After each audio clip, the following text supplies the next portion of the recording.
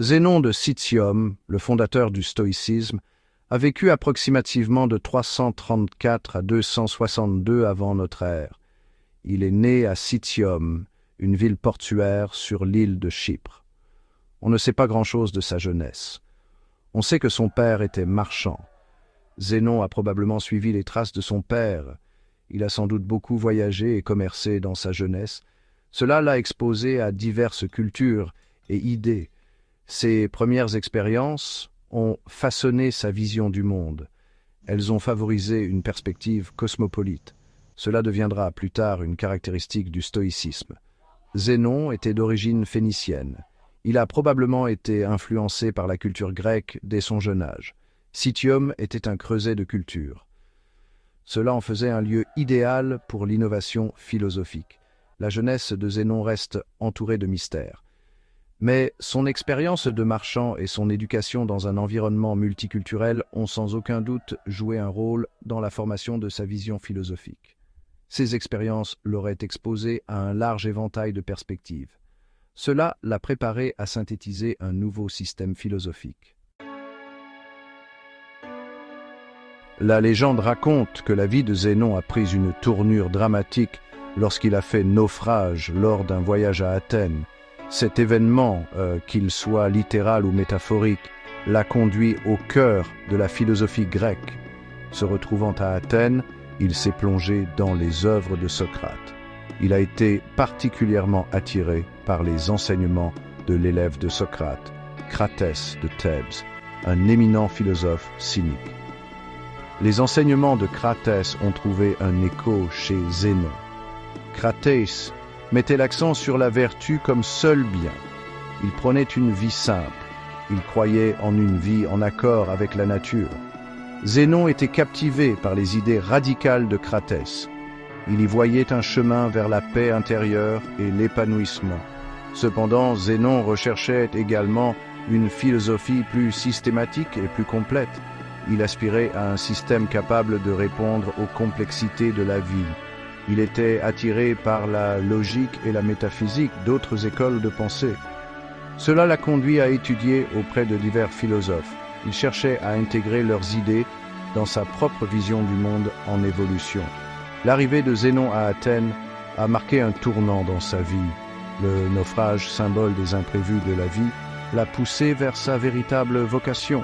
Cela l'a mis sur la voie de la synthèse d'un nouveau système philosophique.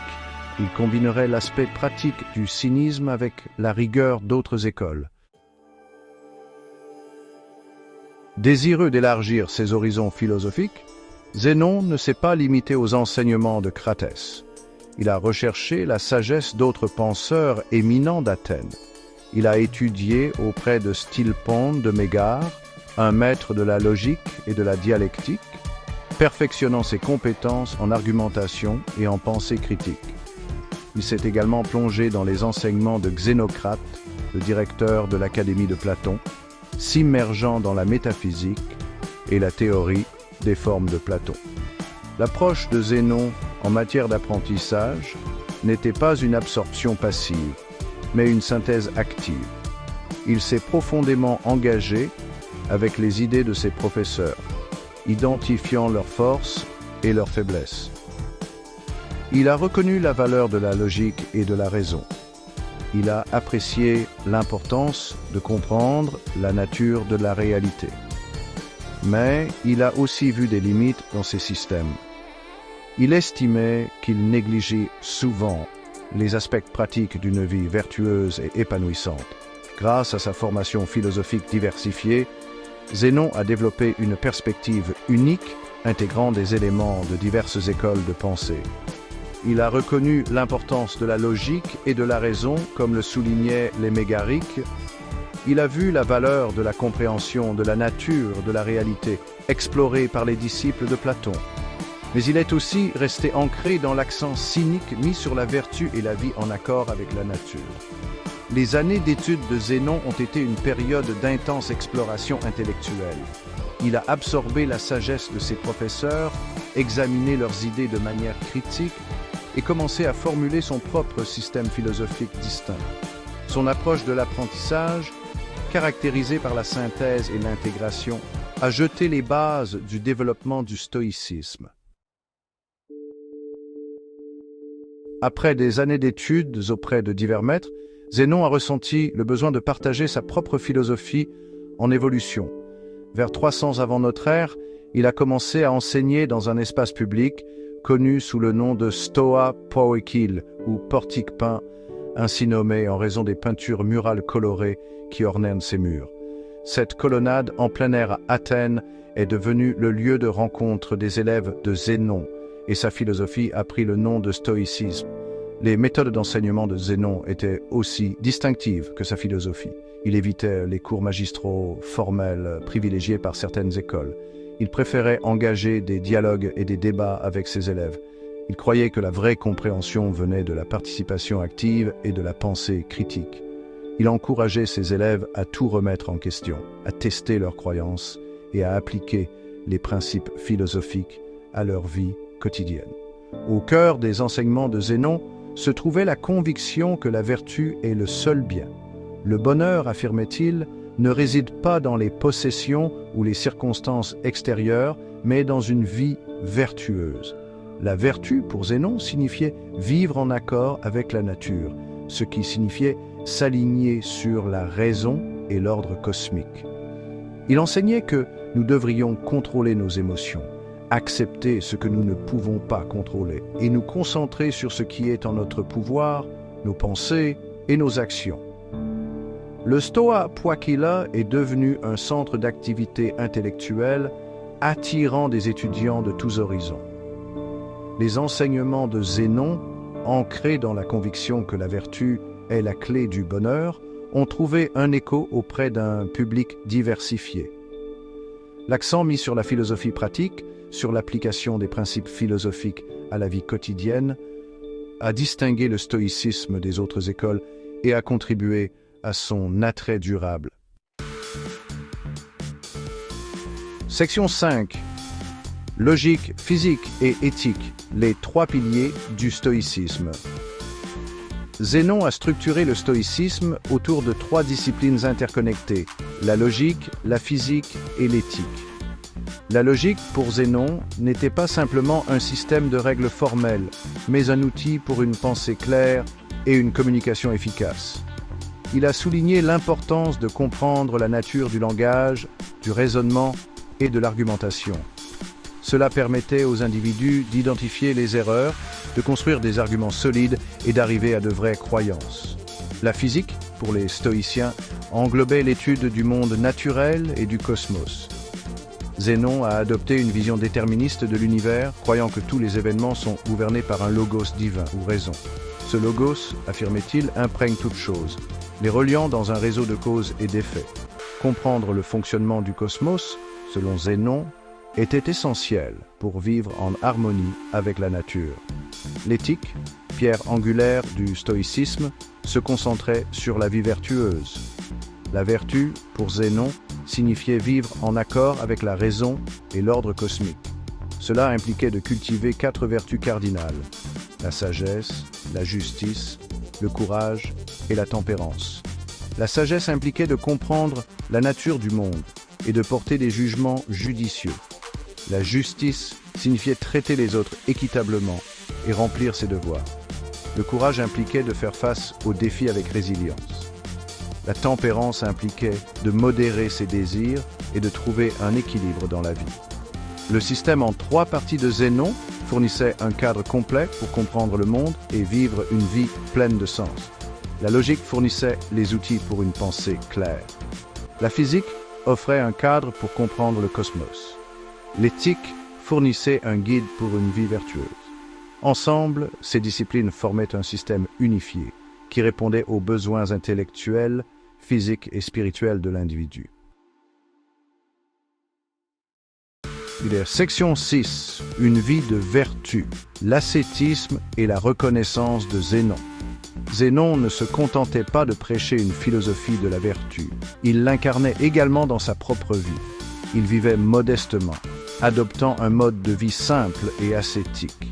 Il possédait peu de biens et était connu pour sa frugalité.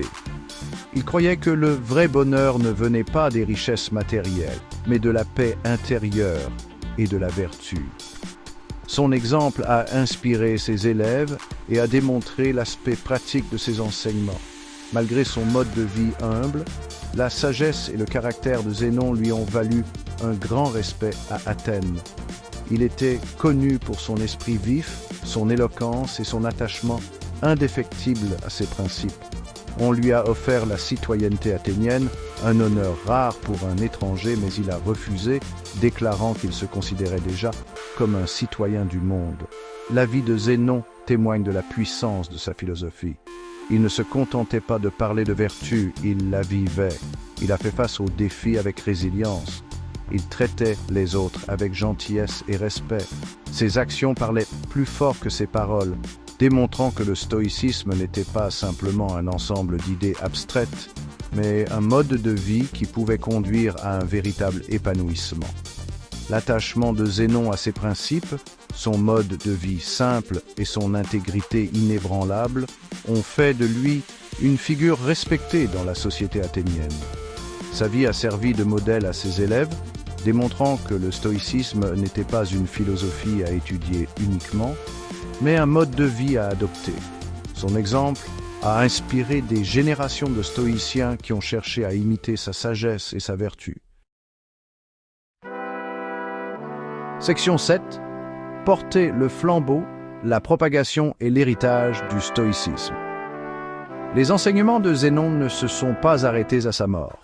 Ses élèves, inspirés par sa sagesse et son exemple, ont perpétué son héritage, assurant la prospérité du stoïcisme. Cléante, successeur de Zénon à la tête de l'école stoïcienne, a développé les idées de Zénon, approfondissant la physique et la cosmologie stoïcienne. Chrysippe, un autre philosophe stoïcien de premier plan, a systématisé davantage le stoïcisme, apportant des contributions significatives à la logique et à l'éthique. Le stoïcisme s'est répandu au-delà des murs du Stoa Poikile, atteignant Rome, où il a trouvé un terrain fertile parmi les hommes d'État, les soldats et les intellectuels. Des stoïciens romains comme Sénèque, Épictète et Marc Aurèle ont adapté les principes stoïciens à leur propre contexte culturel, soulignant l'importance du devoir, de la maîtrise de soi et du service aux autres. Leurs écrits, remplis de sagesse pratique et de réflexions intemporelles, ont assuré que le stoïcisme continue de trouver un écho auprès du public des siècles plus tard. L'attrait durable du stoïcisme réside dans son aspect pratique, son accent sur la vertu et son message de résilience face à l'adversité. Ces enseignements ont trouvé un écho auprès d'individus de tous horizons, offrant du réconfort dans les moments difficiles, de l'inspiration pour la croissance personnelle et un cadre pour vivre une vie pleine de sens. De la Grèce antique à nos jours, le stoïcisme a offert une voie vers la paix intérieure, le but et l'épanouissement. L'héritage de Zénon ne se limite pas aux annales de la philosophie. Ses enseignements ont eu un impact profond sur la pensée occidentale, influençant des domaines allant de la psychologie à la littérature en passant par le droit. Les principes qu'il a articulés il y a des siècles continuent de trouver un écho auprès des penseurs et des praticiens modernes, offrant des conseils pour naviguer dans les défis de la vie et trouver un sens dans un monde complexe. Section 8. Le pouvoir des aphorismes, les paroles impérissables de Zénon.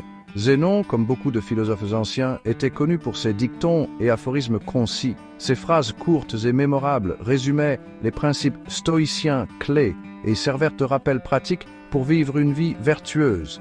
Bien que peu d'écrits originaux de Zénon aient survécu, ses idées sont préservées à travers les œuvres de ses disciples et les fragments de ses enseignements qui ont été transmis à travers les siècles. L'un des aphorismes les plus célèbres de Zénon est « Le bien-être s'acquiert petit à petit, et pourtant ce n'est pas une petite chose ». Cette déclaration reflète l'accent stoïcien mis sur le progrès graduel et l'importance de se concentrer sur de petites améliorations quotidiennes dans la poursuite de la vertu. Cela nous rappelle que le chemin vers une vie vertueuse est continu et que même de petits pas peuvent conduire à une croissance significative au fil du temps. Un autre dicton perspicace de Zénon est « Le but de la vie est de vivre en accord avec la nature ». Cet aphorisme résume la croyance stoïcienne selon laquelle le vrai bonheur réside dans l'alignement sur l'ordre rationnel du cosmos. Il suggère qu'en comprenant les lois de la nature et en vivant en accord avec elles, nous pouvons atteindre un état de paix intérieure et d'épanouissement. Les aphorismes de Zénon, bien que brefs, sont remplis de sagesse. Ils servent de puissants rappels des principes stoïciens, offrant des conseils pour naviguer dans les défis de la vie, cultiver la vertu et trouver le bonheur durable. Leur pertinence durable témoigne de l'intemporalité de la philosophie stoïcienne et de sa capacité continue à inspirer et à guider les individus qui recherchent une vie plus significative et plus épanouissante. Section 9. Le stoïcisme aujourd'hui, une sagesse antique pour la vie moderne. Ces dernières années, le stoïcisme a connu un regain d'intérêt. Son accent sur la maîtrise de soi, la résilience et la vertu a trouvé un écho auprès des gens de tous horizons, fournissant un ensemble d'outils pour gérer le stress, surmonter l'adversité et trouver un sens dans un monde souvent caractérisé par l'incertitude et le changement. Les stoïciens modernes s'inspirent des enseignements de Zénon et de ses disciples, appliquant la sagesse antique aux défis contemporains. L'attrait du stoïcisme dans le monde moderne réside dans son aspect pratique et sa concentration sur ce que nous pouvons contrôler. Dans un monde bombardé d'informations et de distractions, le stoïcisme offre un cadre pour prioriser ce qui est vraiment important, se concentrer sur nos pensées et nos actions et accepter ce qui est hors de notre contrôle. L'accent mis sur la vertu, sur le fait de vivre en accord avec la raison et la nature, fournit une boussole morale pour naviguer dans les dilemmes éthiques et faire des choix qui s'alignent sur nos valeurs. De la thérapie cognitivo-comportementale, qui s'appuie sur les techniques stoïciennes pour gérer les émotions, aux pratiques de pleine conscience, qui mettent l'accent sur la conscience du moment présent, les principes stoïciens ont trouvé leur place dans divers aspects de la vie moderne. Ces enseignements sur la résilience, l'acceptation et la vie vertueuse continuent d'inspirer et de guider les individus qui recherchent une plus grande paix d'esprit, un but et un épanouissement. Zénon de Citium, bien qu'étant une figure d'un passé lointain, a laissé un héritage qui continue de façonner notre façon de penser à une vie bien vécue. Ces enseignements, transmis à travers des générations de stoïciens, offrent une sagesse intemporelle pour naviguer dans les complexités de l'expérience humaine, trouver un sens dans l'adversité et cultiver une vie de vertu, de but et de paix intérieure. Le stoïcisme, loin d'être une relique du passé, reste une philosophie vibrante et pertinente pour le monde moderne.